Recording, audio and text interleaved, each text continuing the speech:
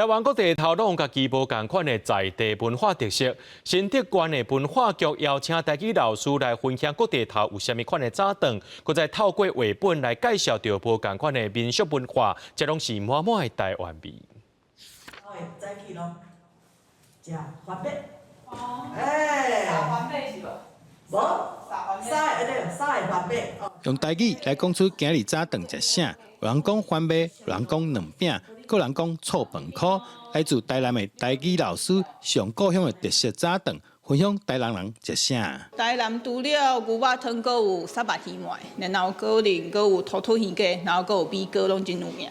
屏东是食肉粿，然后云林遐是食面线糊。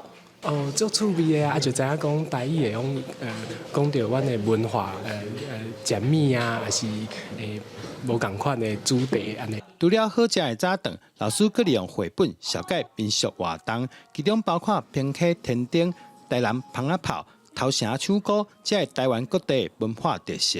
我已经60几岁啊，有足侪咱台湾的文化啊，甲迄个传统的民俗，我嘛拢毋知影，拢袂记一字安尼。亲像头城的唱歌，就是算是风俗的部分，然后阁有台南的放芳仔炮，然后可能阁有七娘嘛，就是做16岁的活动，足侪足好的文化绘本。若是你会当用台语，也是用客话来讲，我感觉伊会更较有价值。新竹县文化局指出，虽然讲新竹县7成以上的人口拢是客家族群，不过因为靠园区关系，有袂少外来人口会晓讲台语，配合多元社会，所以特别举办台语课程。针对大人的活动来分享我们的饮食文化再来是我们接着呢，我们还有跟到5个乡镇图书馆来办我们的台语主题书展，希望透过阅读让大家可以更接触我们的台语。